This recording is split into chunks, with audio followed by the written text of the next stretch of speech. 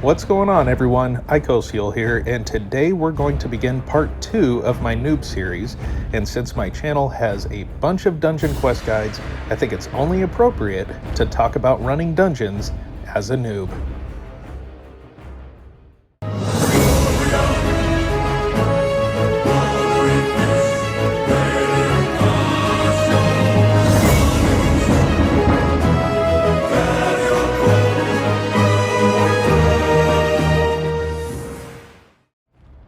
As you may have noticed from my channel, one of my absolute favorite ways to level is by running dungeons. I just think they're some of the coolest locations with some of the most fantastic and well-developed lore the game has to offer.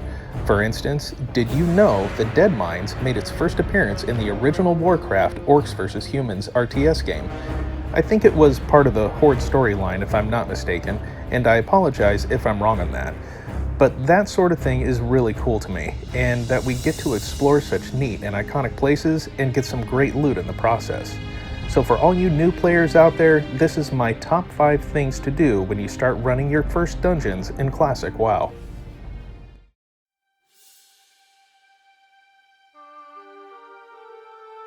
To really maximize your efforts when completing a dungeon, my first suggestion is that you collect all the quests that are available for it.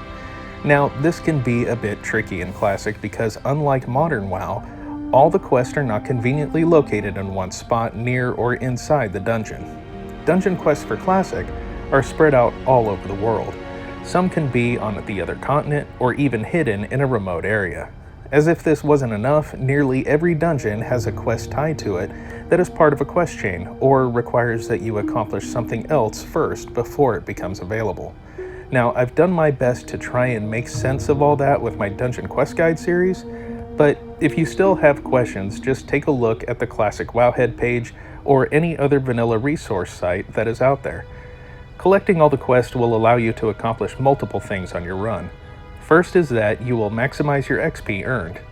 In general, I have found that I will typically get very close to, if not 100%, all the way to my next level after the run is complete, and all the quests are turned in. Second is that often a quest or two is going to reward a rare quality item, and so if you got lucky to win a drop or two, you could be leaving that dungeon with 2 or more really good blue items. The third and final reason is that you will only have to run the dungeon once, so unless you're farming for a specific drop, you can just move on with your questing and to the next dungeon.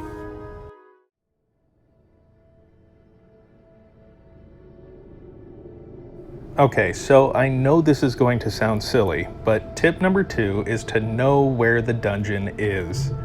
I can't tell you how frustrating it is when I'm getting a group together and we're all close to reaching the dungeon, and then that one guy says, "Hey, what's the best way to get there?"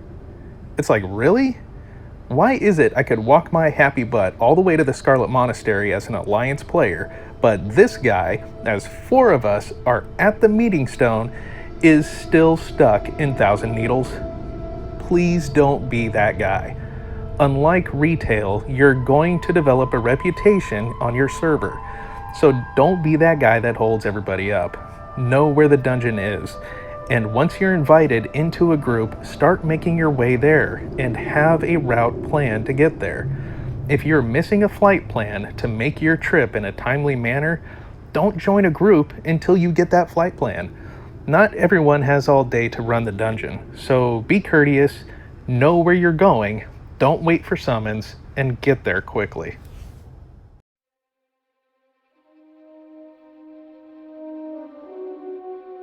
This third tip kind of ties in with the previous one, and that's to come prepared. What I'm talking about with this one is learn to be self-sufficient, and for the love of God, repair your armor before you get to the instance. This is another don't be that guy moment, where the party wipes one time and someone says, "Oh hey, my armor is broken. Be right back, gotta hearth to Orgrimmar." That is not being prepared at all. What I mean by self-sufficient is if you're a mana using class, have your own water on you. Don't expect a mage to make it for you. That should be a bonus for someone being courteous to you by making you water. Same thing goes for food too. Have your own food buffs and pots. Don't ever expect anybody to give these things to you. If you're a warlock, make sure you've got a sufficient amount of soul stones. Make sure you have enough reagents to cast whatever it is you may need to cast, and so on. The moral of this tip is that nobody needs to carry you in any way. If you get to the instance and then start asking for water because you have none, or you're at 20% armor damage, so don't wipe, or you'll have to repair, you're going to give people a bad taste in their mouth when grouping with you. So come prepared and repaired and ready to have fun, because a fun group is a good group, and a good group is a successful group.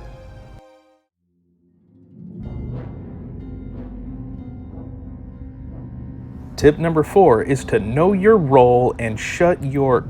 Wait, no, I'm thinking of The Rock. I'm sorry, but seriously, know your role in the group. Now, I'm not talking specifically of just being the tank, healer, or DPS. I'm really talking more about what your class can specifically bring to the table. If your class has the ability to CC, ask for a mark so that you can more easily identify what the leader wants sheeped, feared, stunned, or trapped. If your role is to sheep the casters or banish the elementals, make sure you're paying attention to that first before you start anything else. Some tanks like myself don't actually like using a lot of CC because we like to be hit and get more rage. If that's the case, don't worry about sheeping a mob if your tank has control of it. Also, let your tank do the pulling unless he or she states otherwise. The tank is really the one who is going to be controlling the pace of the run, so as long as he isn't pulling when the healer is or pulling so slow that a 1-hour run is now a 2-hour run or longer, let them do their thing and lead the group.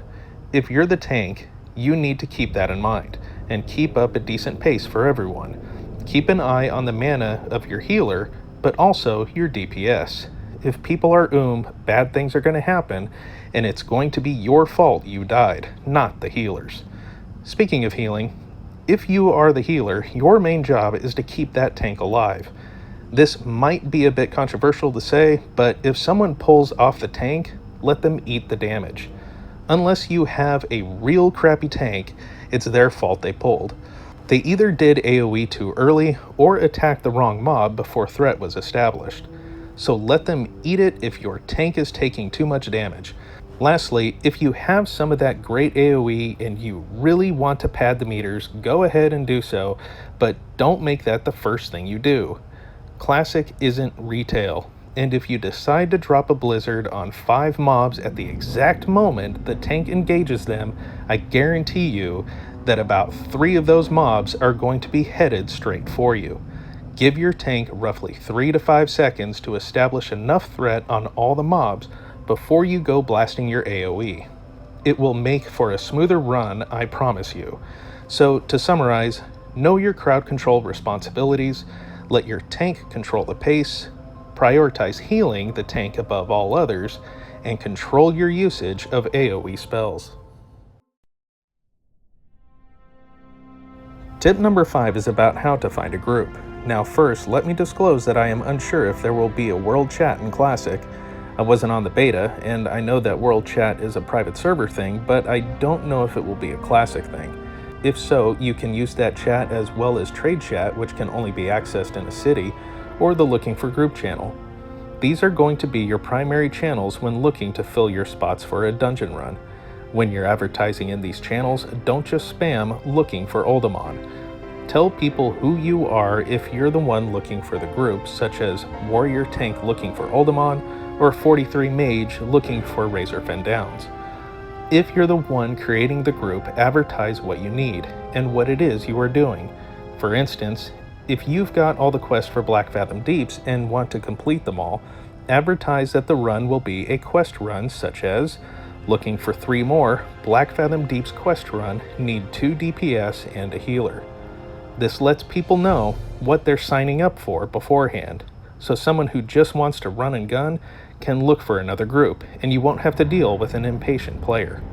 Also, don't be shy about advertising what you don't want.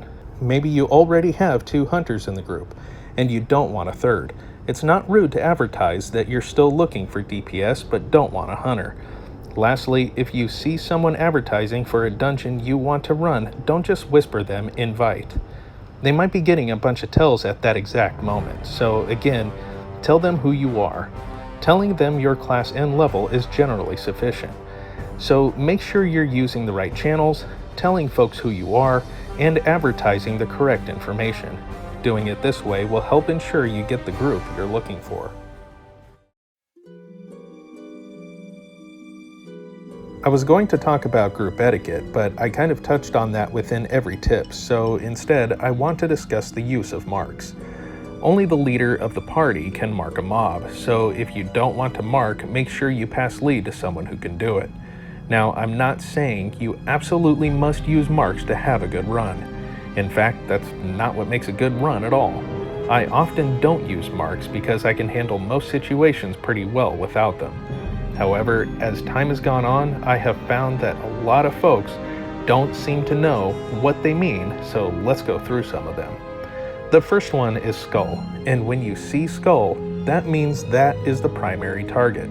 If there is a skull up, that doesn't mean to AoE. That means to focus your attacks on that specific mob, unless told otherwise.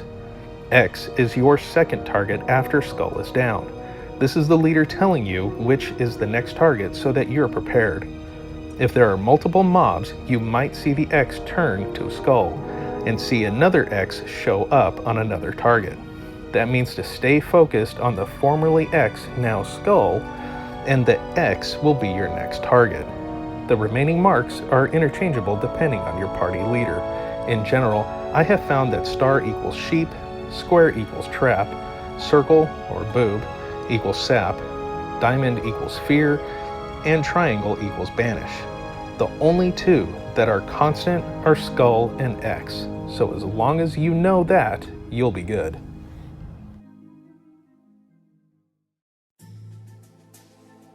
This concludes part 2 of the Noobs of Classic, so if you enjoyed it, please like, subscribe, and click on that bell to be notified of new content I create for Classic WoW.